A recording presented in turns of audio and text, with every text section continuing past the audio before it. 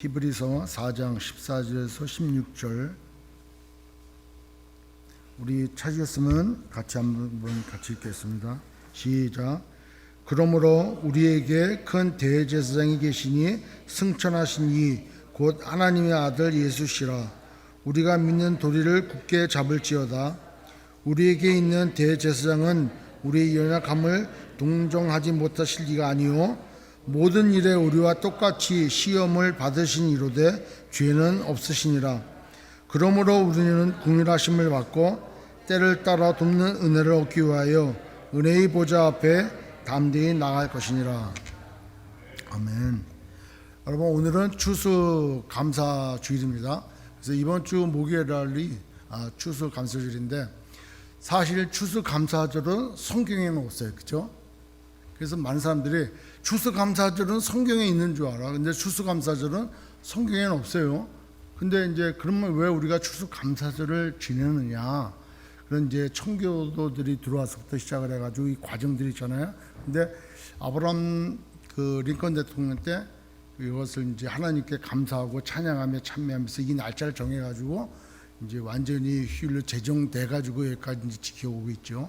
그런데 특별히 교회에서 추수감사주일을 이렇게 지키는 것은 성경에 추수감사절과 비슷한 그런 수장들이 있기 때문에 같이 하나님 앞에 감사함에 드리죠. 그러면 우리가 그렇게 생각할 수 있지 않습니까? 크리스마스는 성경에 나옵니까? 그렇잖아요. 예. 모든 절기는 예수 그리스도가 오심으로 인해서 또 완성이 됐고, 성령님으로 오심으로 완성이 됐고, 또 마지막에 남은 이제 주님의 재림을 기다리는 절기가 남아있지만, 그래도 그것은 성경에 다 완성이 됐어요. 그러나 이 절기를 맞이해서 하나님께서 우리에게 베풀어 주신 그 은혜를 기억하고 감사하는 의미에서 추수감사주일을 우리가 지키는 거죠. 근데 그건 조금 아닌 것 같아요. 한국에서 추수감사주일을 이때 지키면은 그 사람들이 미국 사람은 아닐 텐데, 그죠? 한국은 무슨 절을 지켜야 돼? 추석, 중추절. 그래서 그때를 이제 추수감사주일로 또 정하는 것도 아마 맞는 것 같아요. 우리는 미국에 있으니까 미국에서 이제 이렇게 하고, 물론 이제 큰 의미에서 교회에서 추수감사주일로 이렇게 이제 정해서 지키는 걸 맞춰가지고 지키는 거에 대해서 뭐 크게 이게 뭐 교리적으로 감사하는데 뭐 교리가 뭐 있겠습니까? 다들 이렇게 정해놓고 그날 특히 하나님 앞에 감사하는데, 특별히 성경에는 우리가 알고 있는 것처럼 이스라엘에는 추수가 3번 있어요.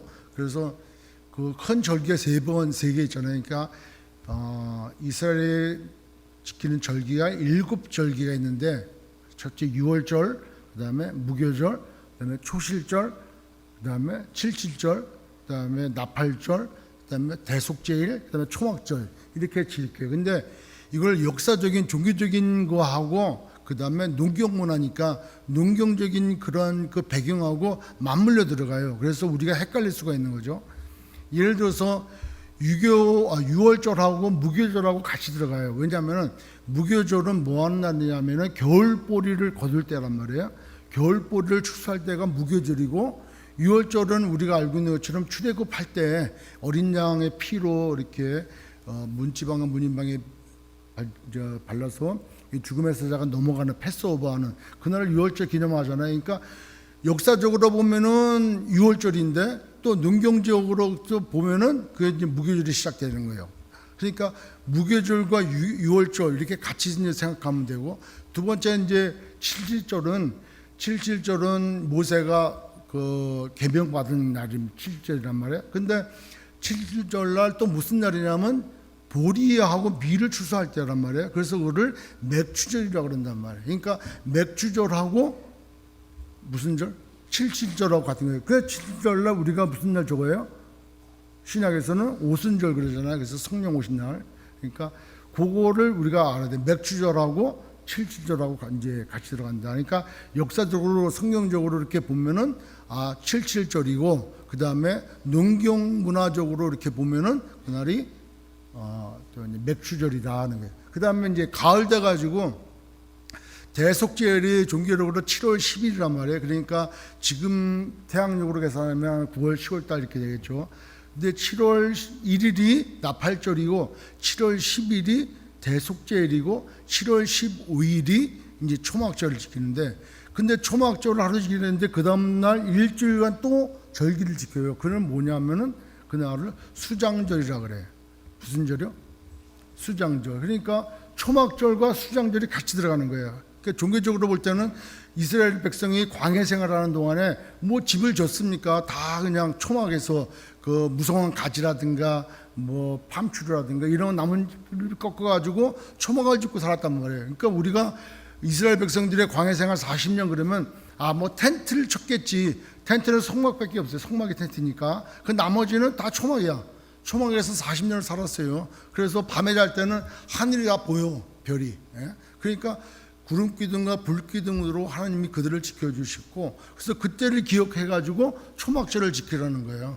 근데 초막절날 뭐가 시작되냐면 이제 수장절이 돼요. 수장절은 뭐냐면 포도하고 올리브를 걷어가지고 수확을 해가지고 그거를 저장하는 거, 수장해놓고 정해놓고 하나님 앞에 감사하는 거죠. 그러니까 우리가 이제 그 생각을 할 때, 이 수확으로 인해 가지고 감사하는 절기는 뭐 겨울보리를 수확하고 지내는 무교절이나, 그 다음에 또 밀과 보리를 수확해서 지키는 또 맥주절이나, 그 다음에 올리브하고 포도를 수확해 가지고 드려지는 수장절이나, 이거 다 추수해서 감사하는 거예요. 근데 제일 큰 게 이제 가을에 드려지는 이제 수장절이 되겠죠. 그러니까 이 수장절하고 우리 지금의 추수감사절하고 거의 이제 맞아요. 그러니까 초막절하고, 초막은 아까 말씀드린 대로 초막은 광야 생활 동안에 우리가 그렇게 나뭇가지로 엮은 그런 집에서 40년을 살면서도 진짜 옷 하나 뭐 신발 하나 닳지 않고 하나님의 은혜로 보호해 주신 거 감사해 가지고 정말 그날만큼은 다 나와 가지고 집 근처에서 그렇게 나뭇가지로 집을 줘 가지고 그때를 생각하고 하나님을 기억하고 그 은혜를 기억해라 하는 거예요. 근데 수장절은 또 의미가 다르잖아요.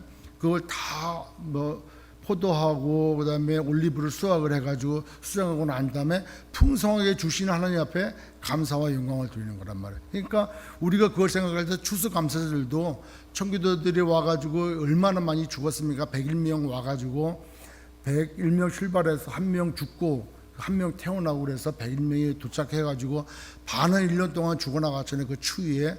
그러고 나가서 그 다음에 이제 씨를 뿌리고 곡식 걷어서 하나님 앞에 감사하며 이제 예배를 드렸단 말이에요. 그것이 이제 기원이 돼가지고 추수감사를 지키는데, 저는 오늘 드렸던 오늘 말씀 사도행전 6장 1절 7절이 아니라 히브리서 4장 말씀이란 말이에요. 그런데 우리가 이렇게 형식적으로 지금 앞에 보면은 뭐 호박이, 여러분 집에서 호박 키우는 집이 있습니까? 있는 집이 몇 군데 있어요. 저도 몇 년 전에 호박을 집에 다 키웠어요. 그런데 호박이 막 이만해요. 그래가지고 야, 이거는 올해 교회 추수감사할 때 교회 좀 갖다 놔야겠구나. 그래가지고 애지중지했어요, 진짜. 그래서 막 하나만 딱 있어요, 하나만. 그러니까 이제 처음으로 씨 뿌려가지고 나온 호박이 이만해. 그래가지고 이제 날짜가 다 돼가지고 딸라고 보니까 파스미 와가지고 호박 정면 아니고 뒷면을 다 갉아먹었더라고요. 그래가지고 그때 한번 뺏긴 기억이 있는데, 여하튼 우리가 농사를 져가지고 가져온 이런 게 아니란 말이에요. 이게 어떤 형식적이고 있지만 실제 한 해를 뒤돌아보면은 우리의 삶 가운데 참 힘들고 어렵고 또 뭐 고난이 있다면은 그 문제가 해결되지 못하고 지금까지 있는 분들도 있다는 거예요. 그리고 아직까지도 경제적으로도 힘들고 또 뭐 삶에 아파서 또 힘들고 뭐 또 다른 여러 가지 시련 때문에 힘들고 있는 분들도 있다는 거예요. 그러나 우리가 하나님 앞에 더 감사할 수 있는 것은 바로 예수 그리스도 때문에 우리가 감사해야 된다는 거예요. 예수 그리스도 때문에 우리의 소망이고 예수 그리스도가 우리의 모든 것 되시기 때문에 그분으로 인해서 우리가 더 감사하자는 의미에서 오늘 말씀을 묵상하는데 이 말씀이 이제 떠올랐고, 왜 그러냐면은 특별히 요새 우리가 묵상하는 말씀이 욥기서 아닙니까? 네, 욥기 이렇게 묵상할 때 참 욥은 고난 가운데 있지만 조건 없는 감사예요. 예를 들어서 뭐 야곱은 그 베델에 가서 이제 베델이라고 그랬지만 그 삼촌 라반 집으로 가면서 그 돌베개 잘 때 배고 잘 때 하나님께서 내게 살아서 돌아오기만 해준다면은 이렇게 조건을 달잖아요. 그러니까 조건이 있는 감사지만 이 욥은 조건 없는 거예요. 그냥 내 삶이 이렇게 힘들고 어렵고 고난 가운데 있다 하더라도 그 신앙을 포기하지 않고 하나님 앞에 감사할 수 있는 것. 비록 올해 우리가 우리의 삶에 여러 가지 뭐 좋은 일만이 아니라 뭐 나쁜 일도 어려운 일도 힘든 일도 있지만 그래도 예수 그리스도를 말미암아 감사하자는 의미에서 이 말씀을 나누고자 합니다. 오늘 이 말씀에 보면은 첫 번째, 그러므로 우리에게 큰 대제사장이 계시니 그래요. 큰 대제사장. 여기에 큰 대제사장이라고 하는 것은 이렇게 제사장이 덩치가 크다 이런 거 아니에요. 옛날에도 그런 얘기 했잖아요. 대법원 가면은 헌법재판소가 대법원 가면은 이제 그 최종법원에 가면은 판사가 9명 있잖아요. 그죠? 그래서 왜냐하면 짝수로 되면은 안 되잖아요. 동일하게 되니까. 근데 9명 있어서 홀수가 된단 말이에요. 근데 이거 법정에 딱 들었으면은 법관 모자가 쫙 9개가 다 있대요. 근데 가운데에 모자가 큰 모자가 있대요. 법관이 쓰는 모자 큰 게 있다. 그거 누가 쓰냐 이거예요. 그거 누가 씁니까? 머리 큰 사람이 쓴다는 거예요. 그래서 여기에 큰 대상이면 이 덩치가 크다는 얘기가 아니라 좀 위대하신 아주 그런 대제사장이라는 거예요. 여러분 사람들이 머리가 큰 사람이라고 생각 잘 안 하잖아요. 그 뭐 나온 김에 한 가지 더 얘기하면은 싱가포르라든가 이게 더운 나라에서 법관들이 이 재판관들이 뭘 쓰냐면은 이 가발을 쓴대요. 긴 머리 가발. 왜냐하면 영국에서도 재판장들이 이렇게 가발을 쓴단 말이에요. 근데 아주 고역이래요. 아프리카에서도 영국권에 있었던 나라들은 재판관들이 다 그런 긴 가발을 쓴다는 거예요.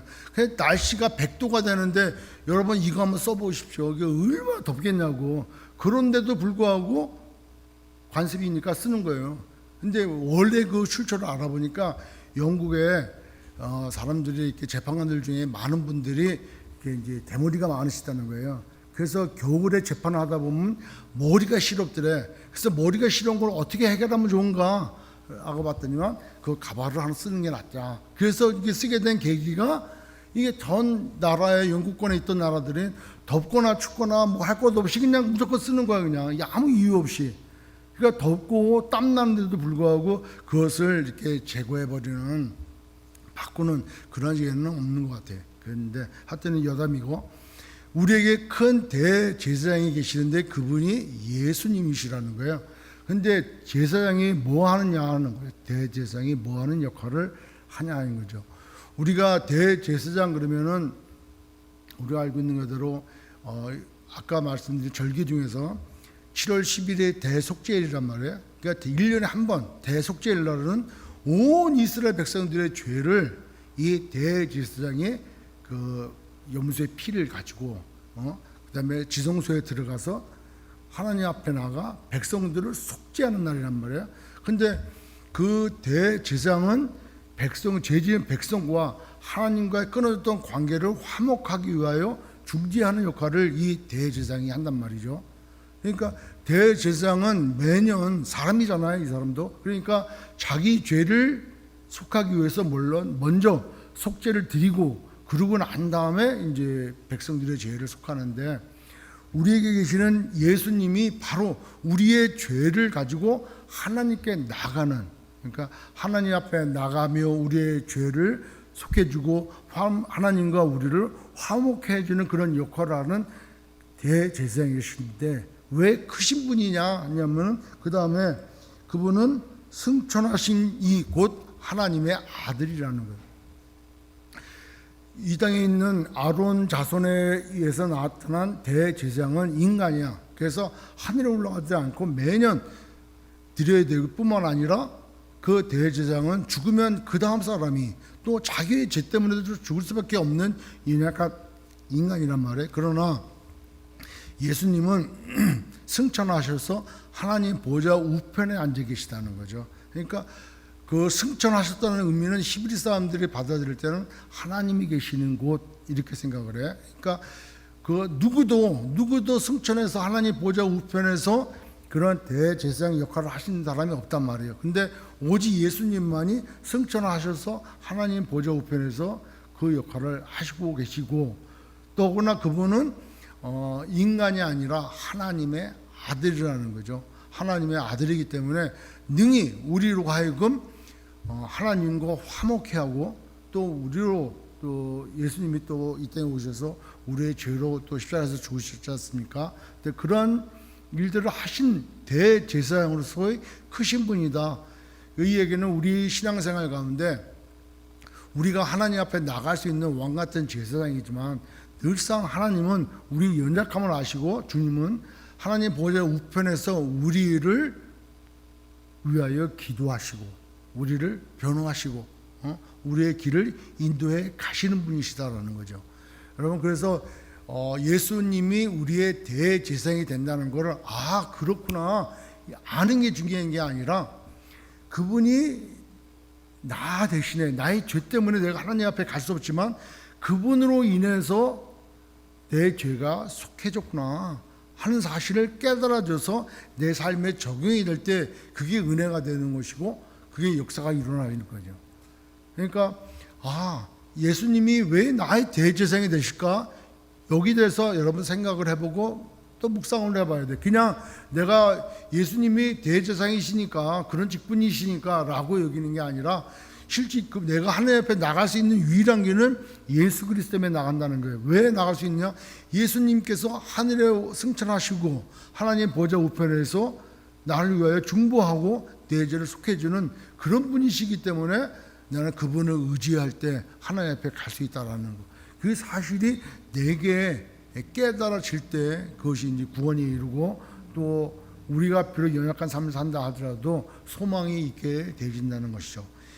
여러분, 그 다음에 왜 예수님이 또 큰 대제사장이시냐면은, 옛날에 대제사장의 의복에 대해서 한번 생각을 좀 해봤어요. 우리 출애굽기 28장 12절 한번 보죠. 출애굽기 28장 12절에 보면은 그 두 보석을, 호마노 보석을 이제 다는데, 두 보석을 에봇의 두 어깨 바지에 붙여 이스라엘 아들들의 기념 보석을 삼고, 아론이 여호와 앞에서 그들의 이름을 그 두 어깨에 메어서 기념이 되게 할지라.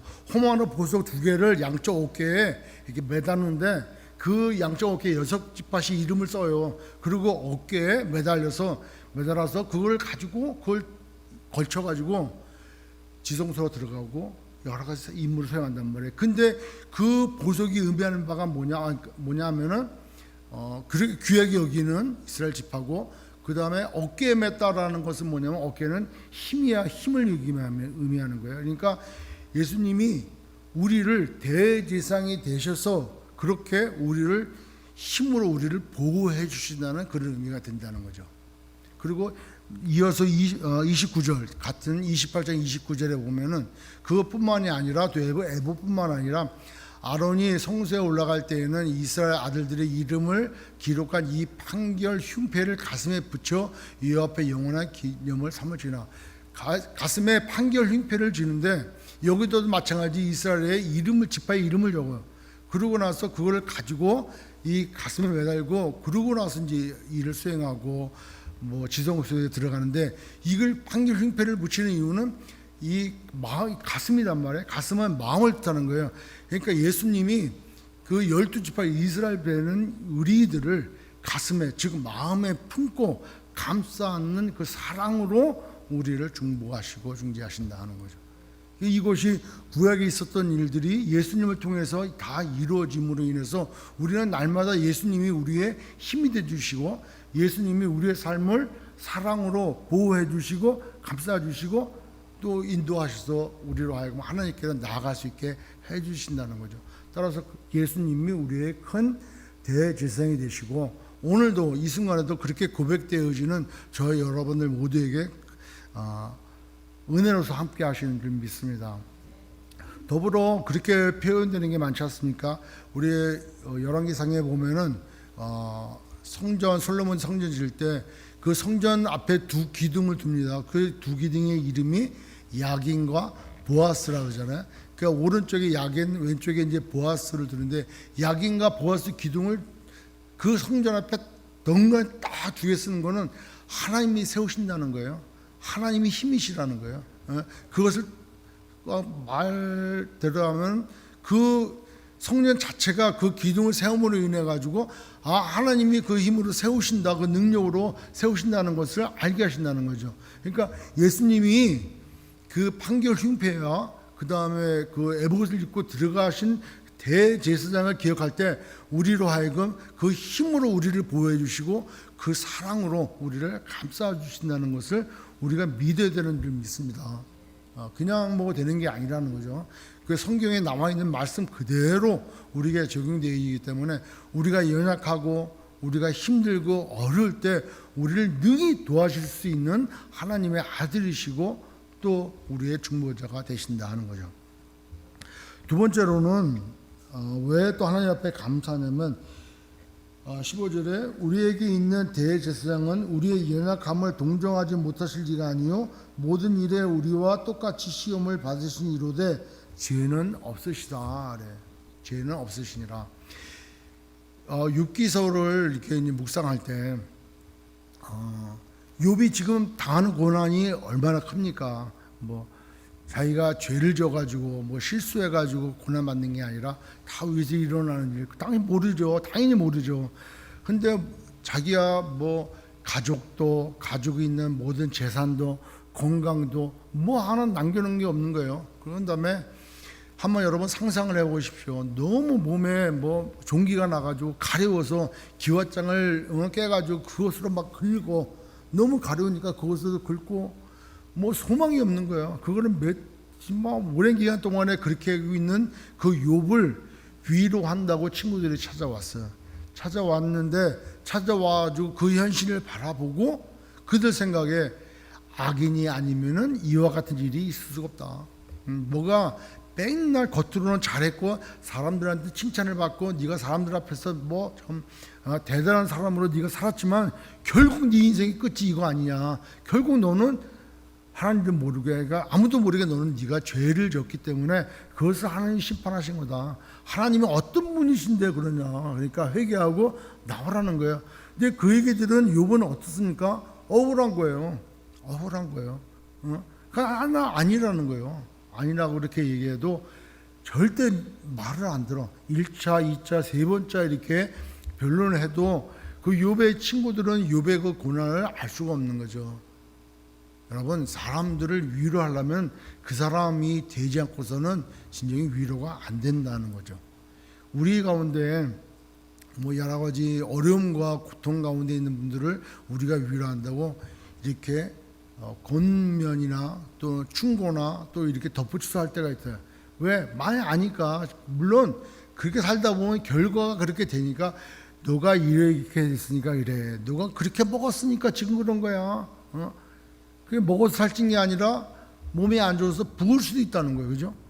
나는 지금 몸이 아파서 부었는데 왜 자꾸 먹어서 살쪘냐고 그러면은 억울한 거예요.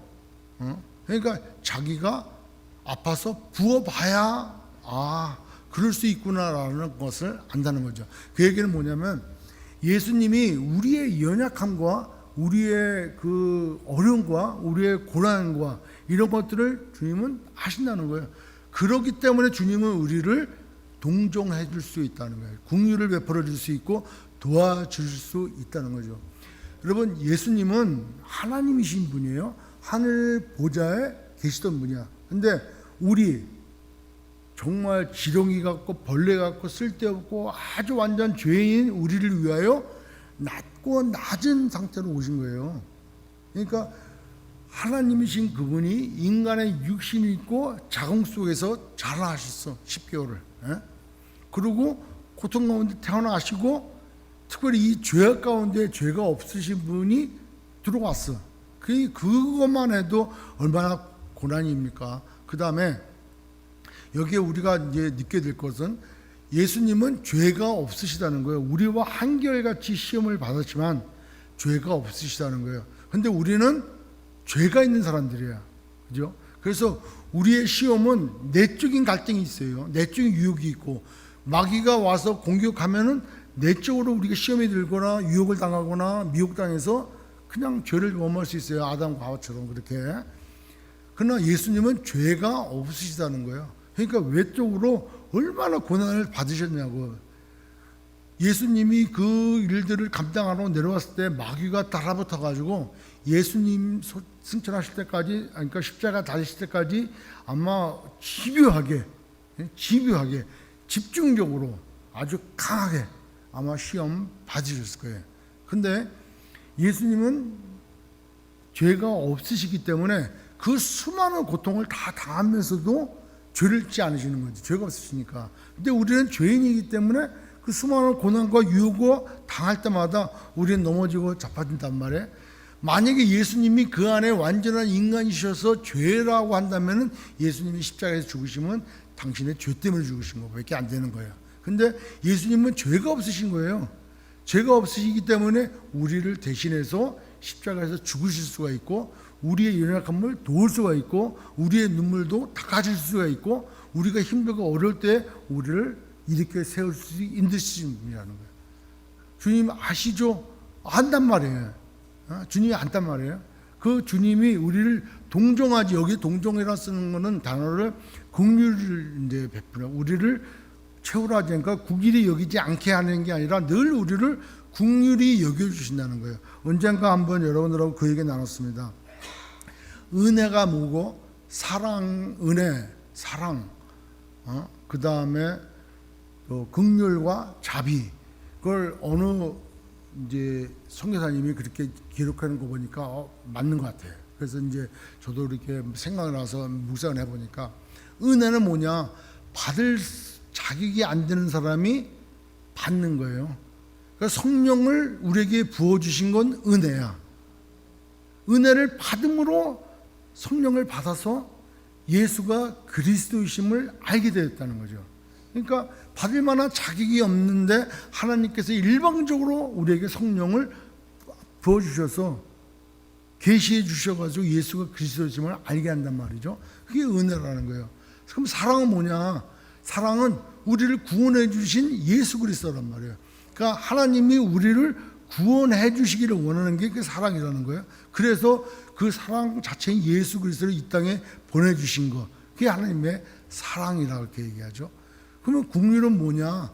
긍휼은 불쌍히 여기는 거예요. 그러니까 잘못한 게 많아, 죄진 게 많아, 잘못하고 죄진 게 많은 나를 봐주시는 게 긍휼하심이야. 외면이 아니고 나를 봐주시는 게 긍휼함이라는 거예요. 그 자비는 뭐냐? 자비는 그 긍휼함을 가지고 그 지은 죄를 용서해 주시는 게 자비를 베풀어 주시는 거예요. 그러니까 하나님은 은혜와 사랑과 자비와 긍휼이 계시는 분인 줄 믿습니다.